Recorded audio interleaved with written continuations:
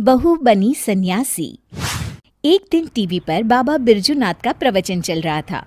सरला बड़े गौर से बाबा जी की बातें सुन रही थी। भाइयों और बहनों, हम क्या लेके आए थे और क्या लेकर जाएंगे।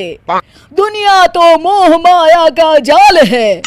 हमारे रिश्ते नाते सब झूठे हैं। इनके चक्कर से बाहर निकलकर भगवान का ध्यान लगाए, तभी हमारा जीवन सफल होगा। चलिए, आज के लिए इतना ही, कल हम फिर आएंगे। प्रणाम बाबा जी। सरला बाबा बिरजूनाथ की परम भक्त थी। वो हमेशा उनका प्रवचन सुनती थी। एक दिन, सरला, जल्दी से मेरा नाश्ता लगा दो, मुझे देर हो रही है भाई। तभी विनोद देखता है कि सरला अपनी आंखें बंद कर ध्यान की मुद्रा में बैठी है। अरे तुम यहाँ बैठी कौन सा मंत्र पढ़ रही हो? मेरा नाश्ता कहाँ है? सरला अपनी आंखें खोलती है और मुस्कुराकर जवाब देती है, क्रोध मनुष्य का सबसे बड़ा दुश्मन है, उस पर काबू करना सीखिए स्वामी। अरे ये स्वामी कौन है? मेरा नाम तो विवेक है, भूल गई क्या? और कब से भूखा बैठा हूँ, चलो ना मेरे लिए जल्दी से नाश्ता बनाओ ना तुम। नाश्ता आप खुद बना लीजिए, इस वक्त मैं भगवान का ध्यान कर रही हूँ। विनोद चिढ़ जाता है। अरे यहाँ कोई मजाक चल रहा है? ये कैसे उटपटांग बातें कर रही हो तुम? मैंने तुमसे कितनी बार कहा है कि ये बाबा लोगों के प्रवचन ज्यादा मत देखा करो। खैर, तुम्हें तो मैं शाम को देख लूंगा, अभी मुझे देर हो रही है। उसी शाम सरला की सास, अरे बहू, कहाँ मर गई थी है? घर में इतना काम पड़ा है और तू है कि बाहर सैर सपाटा कर रही है। माँ जी, मैं तो मंदिर में कीर्तन करने गई थी। अरे वो सब तो ठीक है, पर घर के काम क्यों नहीं किए तूने? और ये किस तरह के कपड़े पहन रखे हैं तूने? नया फैशन है क्या? नहीं माँ जी, ये तो हम सन्यासियों के कपड़े हैं। आज से मैं सिर्फ भगवान की भक्ति करूंगी। अच्छा, और घर के काम कौन करेगा? घर के काम तो आप करेंगी माँ जी।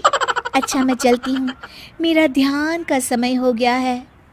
सरला अपने कमरे में चली जाती है। इस तरह सरला घर के काम करना बंद कर देती है और मजबूरी में सरला की सास को घर के सारे काम करने पड़ते हैं। कुछ दिनों के बाद, अरे बेटा, ऐसा कब तक चलेगा?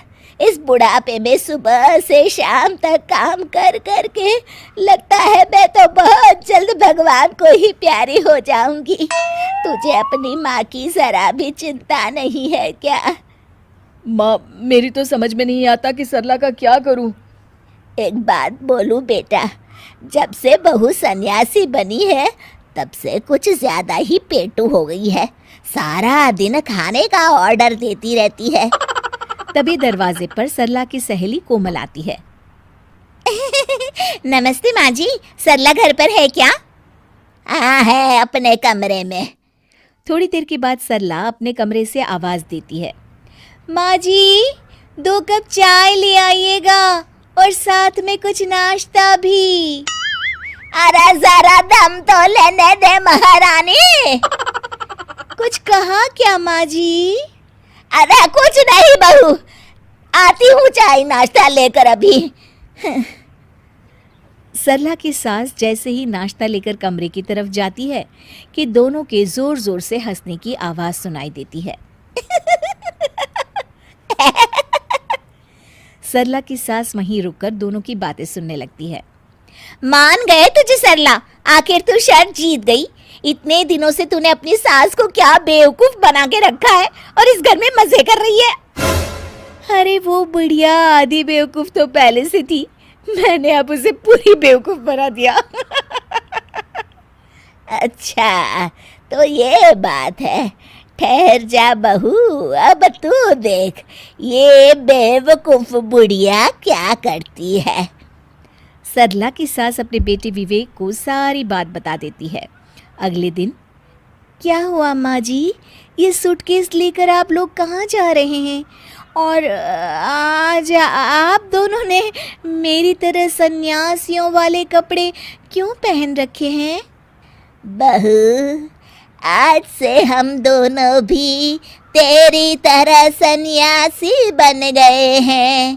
इसीलिए मैंने फैसला किया है कि हम ये घर बेचकर हिमालय चले जाएंगे भगवान की तपस्या करने। हैं? लेकिन माँ जी, आप ये घर कैसे बेच सकती हैं? मेरा मतलब आपके हिमालय जाने के बाद मैं कहाँ रहूँगी? अरे तू भी तो सन्यासी है, और एक सन्यासी को घर की क्या जरूरत। चल तू भी अपना सामान बांध ले, चल जल्दी कर बेटा। बाबा बिरजूनाथ बिल्कुल सही कहते हैं। ये घर बार रुपए पैसे सब मोह माया है, इसलिए तो मैंने आज से अपनी नौकरी भी छोड़ दी है। अरे वो बिरजू बाबा पागल है, उसकी सुन के आप दोनों ने इतना बड़ा कदम उठा लिया। क्या कहा बहू तूने? अपने सामने कोई और रास्ता न देख वो सच कबूल कर लेती है। मुझे माफ कर दीजिए माँ जी, मैं आज तक नाटक कर रही थी।